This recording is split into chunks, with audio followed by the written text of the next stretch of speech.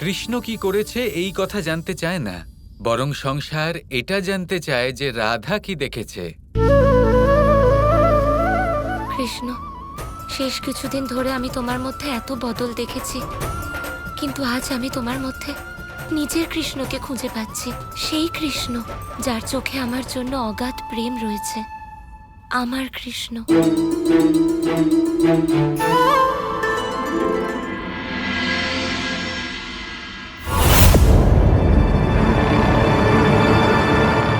শাল্য, এইভাবে কি কোনো যজ্ঞে আহুতি দিতে হয়? আপনি কি বলতে চাইছেন?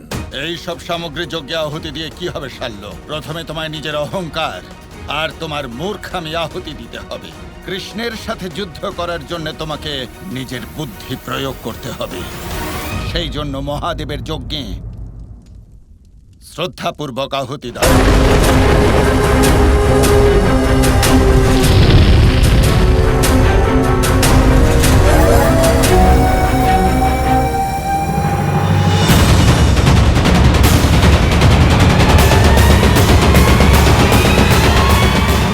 মহারাজ, দ্বারকার সুরক্ষা ব্যবস্থা আবার দ্বিগুণ করে দেওয়া হয়েছে এবং কপটাসুর স্বয়ং এই আদেশ দিয়েছেন। শাল্য, এখনো যজ্ঞ পূর্ণ হয়নি। যজ্ঞ আগে নিয়ম অনুসারে পূর্ণ করা উচিত। যজ্ঞে অন্তিম আহুতি দান করো আর তা সমাপ্ত করো। যদি আমি মহারাজ শাল্যকে এটা বলে দিই যে রাধাকে আমি ভালোবেসে ফেলেছি, তাহলে উনি আমার ওপর ক্ষুব্ধ হবেন।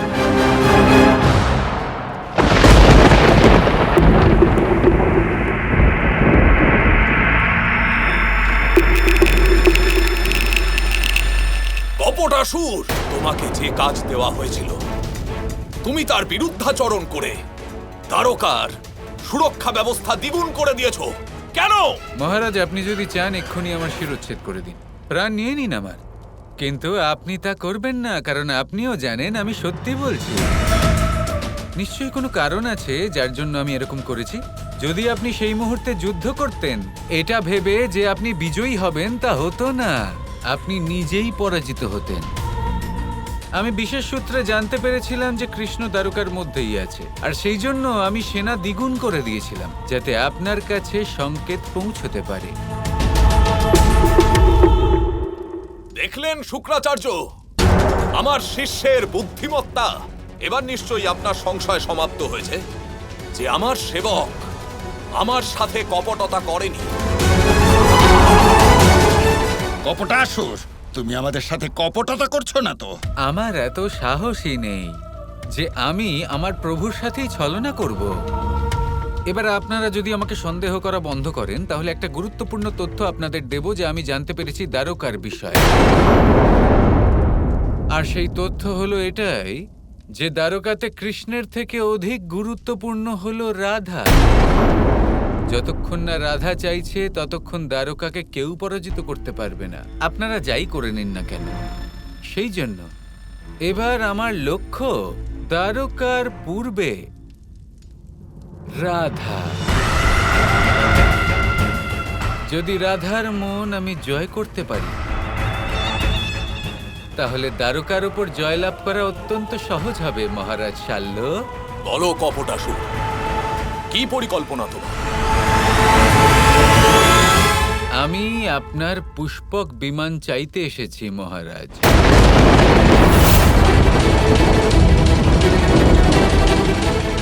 কি? তুমি আমার থেকে মহাদেবের দেওয়া পুষ্পক বিমান চাইছো? আর কোনো বিকল্পই নেই মহারাজ। আমাকে বর্ষণা এবং বৃন্দাবনে যেতে হবে কৃষ্ণের বিষয়ে তথ্য জানার জন্য। আর যদি এমন না হয়, তাহলে রাধার আমার ওপর থেকে বিশ্বাস উঠে যাবে। আর সেই কারণেই আপনার পরিকল্পনা ব্যর্থ হতে পারে মহারাজ। কিন্তু শাল্য, তুমি মহাদেবের দেওয়া বিমান এভাবে অন্য কাউকে দিতে পারো না। এতে মহাদেবের অপমান হবে। কিন্তু যদি আমি কপটাসুরকে সাহায্য না করি, তাহলে আমাদের পরিকল্পনা সফল হবে না শুক্রাচার্য। আর আমি কি নিজের বিলাসিতার জন্য বিমান চাইছি মহারাজ? আপনার সাফল্য চাই, আর আমার বিমান আমি যদি বিমান না পাই তাহলে আমি সময় মতো পৌঁছতে পারবো না, আপনার পরিকল্পনা ব্যর্থ হবে।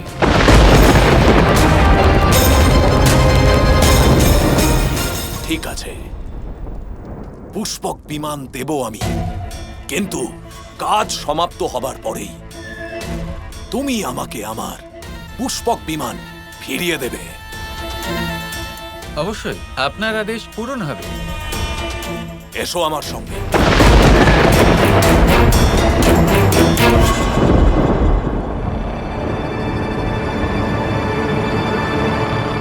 শাল্য, আরো একবার ভেবে দেখো। পুষ্পক বিমান!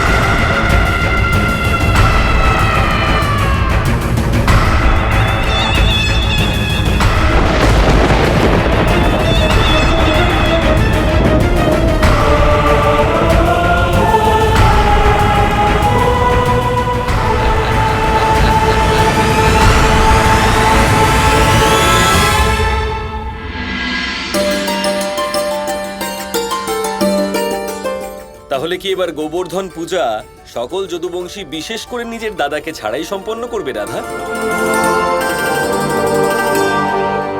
আসুন, সবাই নিজের আসন গ্রহণ করুন। এবার তো শ্রীকৃষ্ণের সাথে দাদাও এসে গেছেন, এবার অন্তত চিত্রটা দেখাও। হ্যাঁ, এবার তো আমাকে আমার চিত্র দেখাতেই হবে।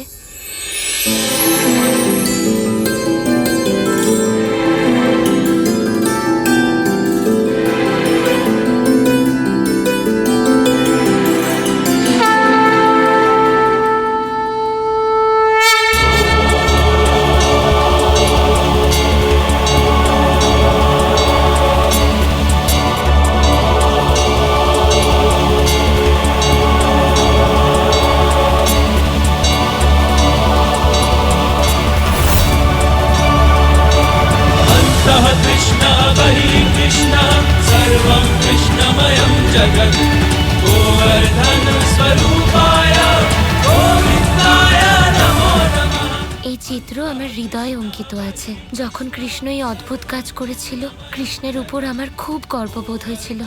তাই আমি ভেবেছিলাম এটা হাতে এঁকে কৃষ্ণকে কখনো না কখনো অবশ্যই উপহার দেব। এই অপূর্ব চিত্র দেখে তো আমার চোখের সামনে সেই সময়গুলো আবার ভেসে উঠল রাধা। আজ আমি এখানে একটা ঘোষণা করতে চাই।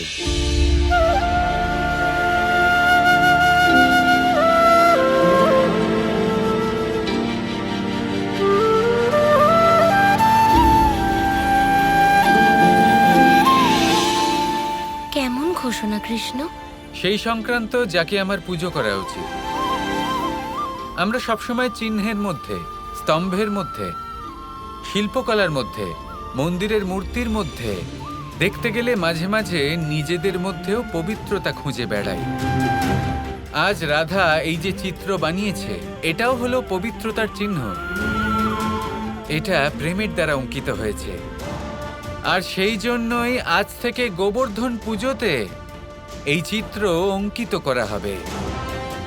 এই চিত্রকেও সেদিন পুজো করা হবে।